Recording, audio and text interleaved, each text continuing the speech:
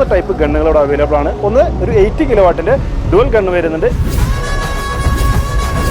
പിന്നെ ഒരു 7.4 കിലോ വാട്ടിൻ്റെ ഒരു സ്ലോ ചാർജിങ്. കൂടാതെ എൻ്റെ പുറകിൽ കാണുന്ന പോലെ 3.3 കിലോ വാട്ടിൻ്റെ 2 വീലർ ചാർജർ കൂടി വരുന്നുണ്ട്.